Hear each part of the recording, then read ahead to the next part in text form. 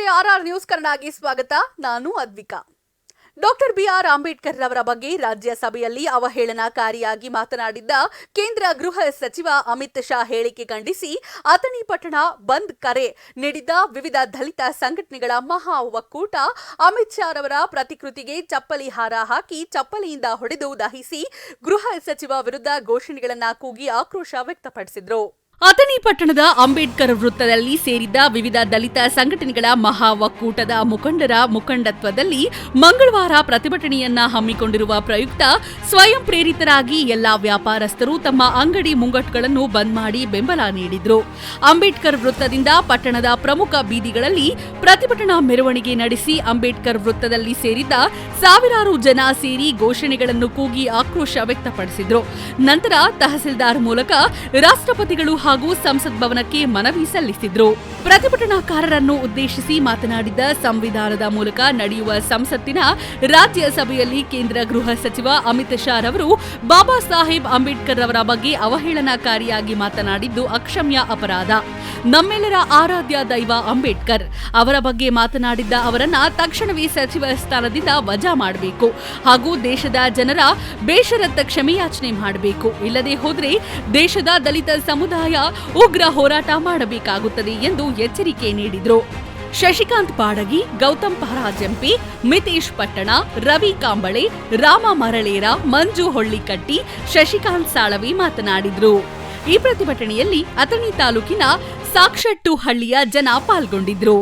ಈ ವೇಳೆ ಗೌತಮ್ ಪರಾಜಂಪಿ, ಶಶಿಕಾಂತ್ ಸಾಳವಿ, ಮಂಜು ಹೊಳ್ಳಿಕಟ್ಟಿ, ಅನಿಲ್ ಭಜಂತ್ರಿ, ರವಿ ಕಾಂಬಳೆ, ನಿಶಾಂತ್ ಮಡ್ಡಿ, ಕಪಿಲಾ ಘಟಕಾಂಬಳೆ, ಸಿದ್ಧಾರ್ಥ್ ಮಡ್ಡಿ, ಶಬೀರ್ ಸಾತ್ಬಚ್ಚೆ, ಸುನಿಲ್ ನಾಯಿಕ್, ಬಸು ಗಾಡಿವಡ್ಡರ್, ಕುಮಾರ್ ಗಸ್ತಿ, ಉದಯ್ ಮಾಕಣಿ, ಸಂದೀಪ್ ಘಟಕಾಂಬಳೆ, ಸುಕುಮಾರ್ ಕಾಂಬಳೆ, ಮಹೇಂದ್ರ ರಾಜೇಂಗಳ್ಳೆ, ನ್ಯಾಯವಾದಿಗಳಾದ ದಯಾನಂದ್ ವಾಗಮೊರೆ, ಸುಭಾಷ್ ಮನ್ನಪ್ಪಗೋಳ್, ಶಶಿಕಾಂತ್ ಬಾಡಗಿ, ರಾಮ ಮರೇಳರ, ಮಿತೇಶ್ ಪಟ್ಟಣ, ಅಮಿತ್ ಜಿರಗ್ಯಾಳ, ಸದಾಶಿವ್ ಕಾಂಬಳೆ, ಬಂಗಾರೆಪ್ಪ ಕಾಂಬಳೆ, ಮುಖಂಡರಾದ ರೂಪಾ ಕಾಂಬಳೆ, ಸುನಿತಾ ಐಹೊಳೆ, ಸವಿತಾ ಕಬ್ಬಳೆ, ಮಹಾದೇವಿ ಹೊಳ್ಳಿಕಟ್ಟಿ, ಆರತಿ ಶಿವಶರಣ, ಜಾನಕಿ ದೇವರಾಮನಿ, ಸಿದ್ದಲಿಂಗ ಮಡ್ಡಿ, ಅಪ್ಪ ಸಾಬಾ, ಪಟ್ಟಣ ಸುಕುಮಾರ್ ಕಾಂಬಳೆ, ಮಂಜು ನೂಲಿ, ಪಾಂಡು ಐಹೊಳೆ, ಹಣಮಂತ ಅರ್ಧಾಊರ್, ಸಂಜು ತಳವಾರ್ಕರ್ ಸೇರಿದಂತೆ ವಿವಿಧ ದಲಿತ ಸಂಘಟನೆಗಳ ಅಧ್ಯಕ್ಷರು, ಉಪಾಧ್ಯಕ್ಷರು, ಸದಸ್ಯರು, ಅಪಾರ ಪ್ರಮಾಣದಲ್ಲಿ ಯುವಕರು ಭಾಗಿಯಾಗಿದ್ದರು. ಗೃಹ ಸಚಿವಾದಂಥ ಅಮಿತ್ ಶಾ ಏನು ಕೀಳವಾಗಿ ಬಾಬಾ ಸಾಹೇಬ್ ಅಂಬೇಡ್ಕರ್ ಅವರಿಗೆ ಮಾತಾಡಿದ ಅಂಬೇಡ್ಕರ್ ಆರ್ತಲ ಹೇಳಿ ಅದು ಅವ್ರ ಪಾಲಿನ ನೀವು ದೇವ್ರನ್ನು ಎಲ್ಲರೂ ಜಪಿಸಿರಿ ಅಂದ್ರೆ ಸ್ವರ್ಗ ಹೋತ್ರಿ ಅಂತಂದು ಅದು ಭಾಳ ಸಾರ್ವಜನಿಕರಿಗೆ ಅವಮಾನ ಮಾಡಿದಂತ ಆಗಿದೆ. ನಮ್ಮ ಪೂರಾ ಸಮಾಜಕ್ಕೆ ಒಂದು ಅಪಮಾನ ಮಾಡಿದ ಅಮಿತ್ ಶಾ ಅವರಿಗೆ ಅವರು ರಾಜೀನಾಮೆ ಕೊಡಬೇಕು. ಇಲ್ಲದಿದ್ದರೆ ಮುಂದೆ ಬರೋ ದಿನಮಾನದಲ್ಲಿ ಉಗ್ರವಾಗಿ ಹೋರಾಟ ಮಾಡಬೇಕಾಗಿತ್ತು ಎಂದು 24/12/2024 ಈ ರೀತಿ ಒಂದು ಕೇಂದ್ರ ಗೃಹ ಸಚಿವರಾದಂಥ ಅಮಿತ್ ಶಾ ಇವರು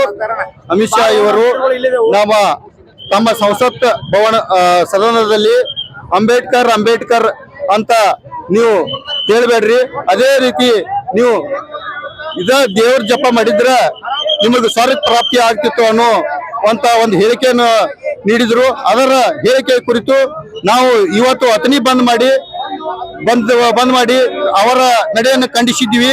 ಅವರು ರಾಜೀನಾಮೆ ಕೊಡಬೇಕು ಮತ್ತು ಬೇಷರತ್ತಾಗಿ ಕ್ಷಮಾಪಣೆಯನ್ನು ಕೇಳಬೇಕಂತ ನಾವು ಎಲ್ಲಾ ಸಂಘಟನೆ ವತಿಯಿಂದ ಒಂದು ಬಂದ್ ಕರೆ ನೀಡಿದ್ದೀವಿ. ಅದಕ್ಕೆ ಎಲ್ಲ ಸಾರ್ವಜನಿಕ ಸಹಕಾರ ಮಾಡ್ಯಾರ. ಅದಕ್ಕೆ ಅವ್ರಿಗೆಲ್ಲರಿಗೂ ಧನ್ಯವಾದಗಳನ್ನು ತಿಳಿಸುತ್ತಾ ನಾನು ದಲಿತ ಬಾಂಧವರೇ, ನಾವೆಲ್ಲರೂ ಜಾತ್ಯತೀತವಾಗಿ ಪಕ್ಷಾತೀತವಾಗೆಲ್ಲ ಕೂಡಿ ಅಮಿತ್ ಶಾ ಹೋರಾಟ ಮಾಡಿದ್ವಿ.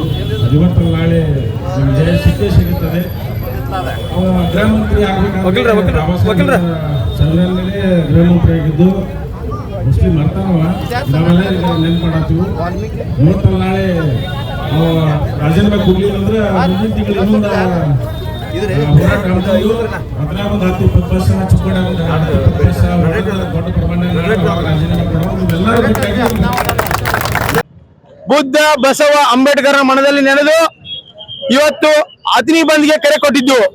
ಅಥಣಿ ಬಂದ್ಗೆ ಬಂದಂತ ಎಲ್ಲ ದಲಿತ ಸಂಘಟನೆಯ ಪದಾಧಿಕಾರಿಗಳು, ಅಲ್ಪಸಂಖ್ಯಾತರು, ಮಹಿಳೆಯರು ಮತ್ತು ಎಲ್ಲ ನಮ್ಮ ಅಥಣಿಯ ವ್ಯಾಪಾರಸ್ಥರಿಗೂ ಮತ್ತು ಅಥಣಿ ಜನತೆಗೆ ಧನ್ಯವಾದಗಳನ್ನು ಹೇಳುತ್ತಾ, ನಾವು ಇವತ್ತು ಯಾಕೆ ಬಂದ್ ಮಾಡಿದ್ವಿ ಅಂದ್ರೆ, ಸಂಸತ್ತಿನಲ್ಲಿ ಅಮಿತ್ ಶಾ ಅವರು ಗೃಹ ಮಂತ್ರಿ, ಒಂದು ಒಳ್ಳೆಯ ಸ್ಥಾನದಲ್ಲಿ ಇದ್ದವರು.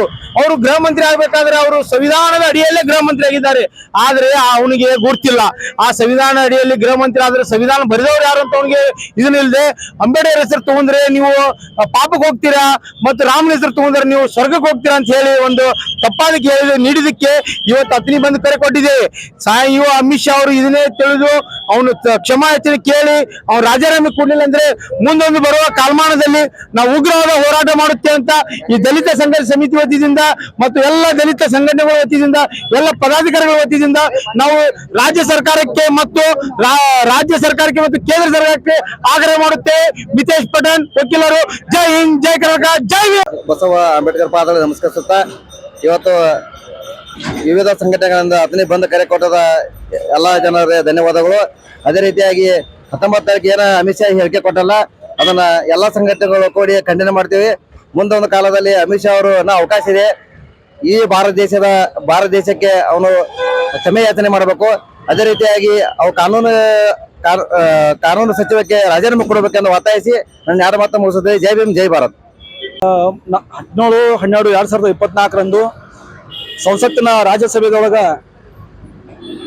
ಕೇಂದ್ರ ಸಚಿವರಾಗಿರ್ತಕ್ಕಂಥ ಅಮಿತ್ ಶಾ ಅವರು ಡಾಕ್ಟರ್ ಬಾಬಾ ಸಾಹೇಬ್ ಅಂಬೇಡ್ಕರ್ ಬಗ್ಗೆ ವ್ಯಂಗ್ಯವಾಗಿ ಅವಹೇಳನ ಮಾಡೋದ್ರ ಮೂಲಕ ಅವರು ತಮ್ಮ ಸಂವಿಧಾನಬದ್ಧ ಅಂತ ಸಚಿವ ಸ್ಥಾನಕ್ಕೆ ಅಪಮಾನ ಮಾಡಿದ್ದು, ಒಬ್ಬ ಜವಾಬ್ದಾರಿಯುತ ಸಂಸದನಾಗಿ ಈ ದೇಶದ ಸಂವಿಧಾನ ನಿರ್ಮಿತವಾದಂಥ ಬಾಬಾ ಸಾಹೇಬ್ ಅಂಬೇಡ್ಕರ್ ಬಗ್ಗೆ ಕೇವಲಾಗಿ ಮಾತನಾಡಿರುವುದು ಅತ್ಯಂತ ಖಂಡನೀಯ. ಈ ಕೂಡಲೇ ಅವರ ತಾವು ಮಾಡಿರ್ತಕ್ಕಂಥ ಕೃತ್ಯಕ್ಕೆ ಈ ದೇಶದ ಜನರ ಕ್ಷಮೆಯನ್ನು ಯಾಚಿಸಬೇಕು ಮತ್ತೆ ಕೂಡಲೇ ಅವರು ತಮ್ಮ ಸ್ಥಾನಕ್ಕೆ ರಾಜೀನಾಮೆ ಸಲ್ಲಿಸಬೇಕು. ಈ ಒಂದು ವಿಚಾರವಾಗಿ ನಮ್ಮ ಅಥಣಿ ತಾಲೂಕಿನ ವಿವಿಧ ಸಂಘಟನೆಗಳ ಮಹಾ ಒಕ್ಕೂಟದ ವತಿಯಿಂದ ನಾವು ದಿನಾಂಕ 24/12/2024 ಒಂದು ದಿನದ ಒಂದು ಬಂಧದ ಕರೆಯನ್ನ ನೀಡಿದ್ವಿ. ಆ ಒಂದು ಕರೆಗೆ ಎಲ್ಲ ಸಂಘಟನೆಯ ಮುಖಂಡರು ಹಾಗೂ ಅಥಣಿ ತಾಲೂಕಿನ ಸಮಸ್ತ ನಾಗರಿಕರು ಭಾಗವಹಿಸಿ ಈ ಬಂಧದ ಕರೆಯನ್ನ ಯಶಸ್ವಿಗೊಳಿಸಿದ್ದಕ್ಕೆ ನಾನು ವೈಯಕ್ತಿಕವಾಗಿ ಅವರೆಲ್ಲರಿಗೂ ಕೂಡ ಒಂದು ಹೃತ್ಪೂರ್ವಕ ವಂದನೆಗಳನ್ನ ಸಲ್ಲಿಸ್ತೀನಿ. ಇವತ್ತು ಅಥಣಿಯನ್ನು ಬಂದ್ ಕರೆದಿದ್ದೀವಿ. ಉದ್ದೇಶ ಏನಪ್ಪಾ ಅಂದ್ರೆ, ಕೇಂದ್ರ ಸಚಿವ ಅಮಿತ್ ಶಾ ಅವರು ಬಾಬಾ ಸಾಹೇಬ್ ಕುರಿತು ಒಂದು ಅವಹೇಳನಕಾರಿಯಾಗಿ ಮಾತನಾಡಿದ್ರು. ಅದಕ್ಕೆ ನಾವು ಇವತ್ತು ಅಥಣಿ ಬಂದ್ ಮಾಡಿಸಿಂದ ಅವ್ರಿಗೆ ಆಗ್ರಹ ಮಾಡಿದೀವಿ. ಆದಷ್ಟು ಬೇಗ ಅಮಿತ್ ಶಾ ಅವರು ತಮ್ಮ ಸಚಿವ ಸ್ಥಾನಕ್ಕೆ ರಾಜೀನಾಮೆ ಕೊಡಬೇಕು ಮತ್ತು ಭಾರತದ ಪ್ರತಿಯೊಬ್ಬ ಪ್ರಜೆಗೂ ತಮ್ಮ ಕ್ಷಮೆಯನ್ನು ಯಾಚಿಸಬೇಕು. ಒಂದು ವೇಳೆ ಕ್ಷಮೆಯನ್ನು ಯಾಚಿಸಲಿಲ್ಲ ಅಂತಂದ್ರೆ ನಾವು ಮುಂದಿನ ದಿನಗಳಲ್ಲಿ ಉಗ್ರವಾದ ಹೋರಾಟ ಮಾಡ್ತೀವಿ. ಅವರನ್ನ ಗರೀಪಾಳು ಮಾಡ್ಬೇಕಂತ ಹೇಳಿಸಿಂದ ನಾವು ಆಗ್ರಹ ಮಾಡಿಸಿ ನಾನು ಮಾತನಾಡ್ತೀನಿ. ಇದಾಗಿತ್ತು ಇವತ್ತಿನ RR ನ್ಯೂಸ್ ಕನ್ನಡ. ನಮಸ್ತೆ.